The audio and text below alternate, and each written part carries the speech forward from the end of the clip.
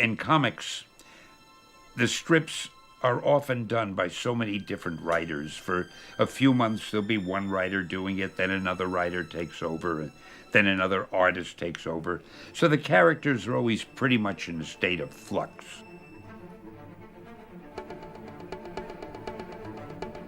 I really got into comics sort of by accident. I applied for a job at this publishing company, and I found out they specialized in comics.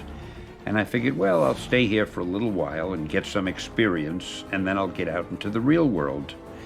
But before I knew it, I was writing some of the stories, and I started doing some of the editing and the art directing, and it was interesting. And I was working with artists who were tremendously talented, and I thought, gee, this is fun. So before I knew it, it was 50 years had gone by, and I'm still waiting to get out into the real world. I'm really not sure why people relate Spider-Man and me more than other characters I've done.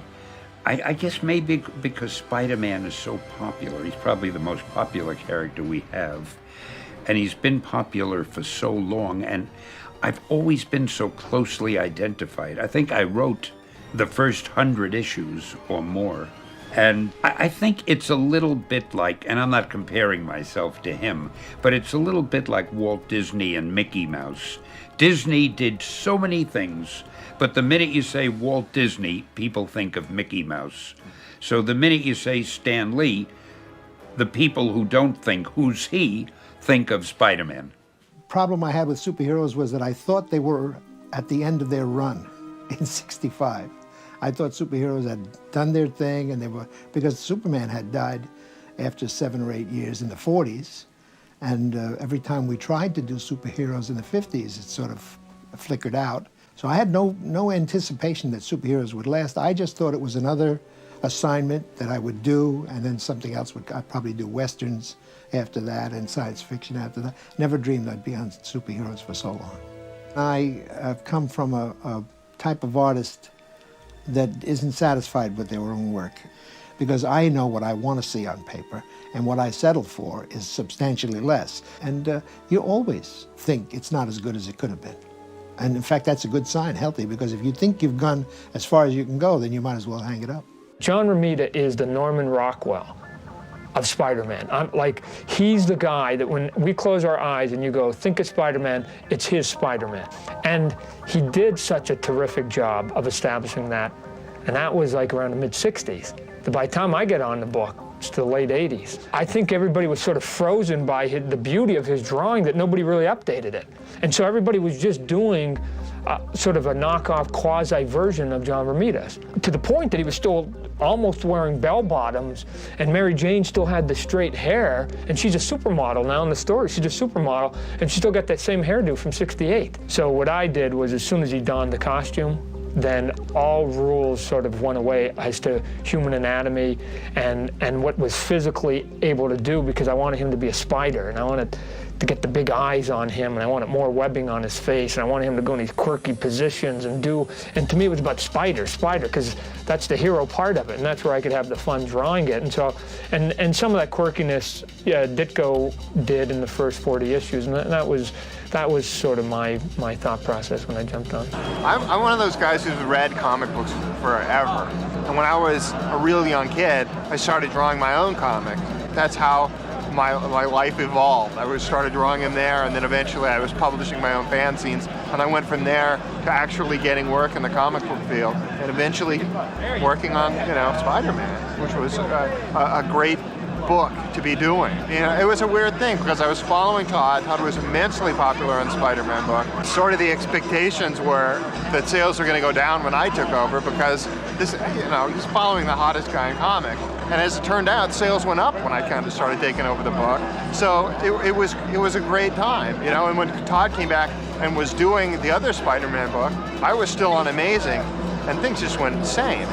Most of Spider-Man's visual identity comes from the original Steve Ditko stuff. His stuff was so deliciously quirky, and it was just perfect for the character. And John Romita brought a level of kind of a glamour to it that took it to another level. And if you mush Steve Ditko and John Romita together, you kind of end up with what I was trying to do for Spider-Man. Sort of the great achievement of my life, of course, was becoming a comic book professional and finally getting to work for Marvel. The challenge is to figure out how much you can keep as opposed to how much you can throw away. And luckily, in the case of Spider-Man, the original form was just so well thought out that it was really just a case of miniskirts and modern hairstyles to update it. I think I've done Spider-Man longer than anybody in cumulative years, probably about 14 years. From 80 to 83, I started doing Spider-Man when I really wasn't as good as I could have been, as I should have been, to do the character. At the end of the run, I said to myself, my God, when I compare this to what my father did and what guys before me did, oh boy, it's not that good. I hope I can come back and do it again. So I always had that urge to come back and do it again and do it again and do it right. And here I am doing it as a mature adult and still say, I gotta come back and do this right. I gotta get it right someday. Because there's always, I'm a perfectionist on my own stuff, and I've never reached that point where I'm happy with it. So the way I approach things is, I can't compete with my father. I can't compete with John Buscema, can't compete with Jack Kirby. Even today, if I compare myself to my peers and my contemporaries, I'll go nuts. There's guys who are better illustrators than me. So I have to play to my strengths. I'm relatively quick, and I have a good sense of storytelling. And those are the first things you concern yourself with. And then the art comes almost last. Tim had wanted to explore Spider-Man graphically and a particular time in Spider-Man's life. My connection with Spider-Man was not quite as boyhood idol kind of thing. I enjoy the character a great deal, but there are certain things about writing him that's very difficult, more difficult than some of the other characters that I've done. So we settled on a particular time period, which happens to coincide with when Mary Jane first came into Peter's life. And if I could build an entire series around Face a Tiger, You Just Hit the Jackpot, that's sort of where we began.